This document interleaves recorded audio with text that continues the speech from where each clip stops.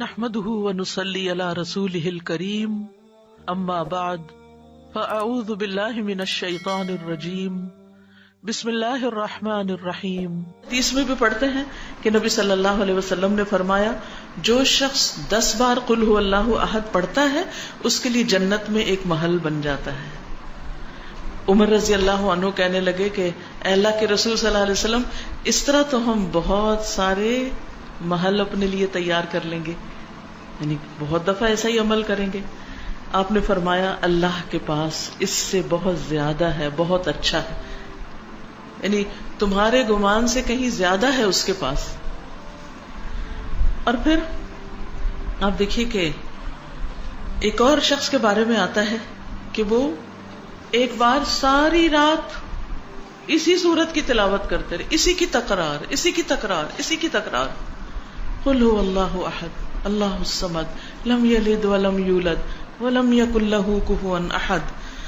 اور حقیقت یہ ہے کہ اگر آپ کسی وقت دعا کرنا چاہیں اور اللہ کے قریب ہونا چاہیں، اللہ تعالی کی قدرت اور عظمت کا احساس اپنے دل میں بٹھانا چاہیں تو آپ کو کیا کرنا چاہیے؟ بغیر گنے کئی بار قل هو اللہ احد۔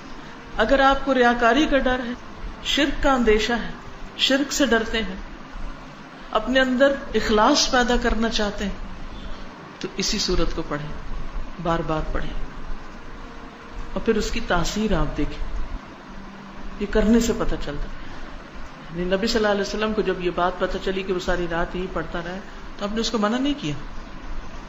اس لیے اگر کوئی اس کو ایک سے زیادہ بار پڑھتا ہے تو کوئی منع نہیں ہے، لیکن اس کے لیے کوئی جگہ، کوئی وقت، کوئی گنتی، کوئی ہنسا کچھ مقرر نہیں، کیونکہ ایک ہی آیت کا یا ایک سورت کا بار بار پڑھنا انسان کے اندر اس کا فہم زیادہ کرتا ہے، اس کے اندر غور و فکر اور تدبر زیادہ ہو جاتا ہے۔ تدبر کے لیے تکرار چاہیے ہوتی، بار بار پڑھو۔ ہم تو ایک دفعہ قرآن پڑھتے ہیں اور اس کے بعد بند کر کے وہ اوپر شیلف میں رکھ دیتے ہیں، مکمل ہو گیا، اب مزید اس سے کوئی کام نہیں۔ اس کی فضیلت یا اس کے بارے میں یہ بھی آتا ہے کہ یہ انسان کی بیماریوں کو دور کرنے والی ہے۔ اب بیماریوں کو کیسے دور کرنے والی؟ سب سے بڑی بیماری اور علت کیا ہے؟ شرک۔ سارے غم ہی شرک کی وجہ سے آتے ہیں، ساری مصیبتیں شرک کی وجہ سے آتی ہیں، اللہ سبحانہ تعالیٰ کی ناراضگی شرک کی وجہ سے آتی، چاہے شرک اکبر ہو چاہے شرک اصغر ہو۔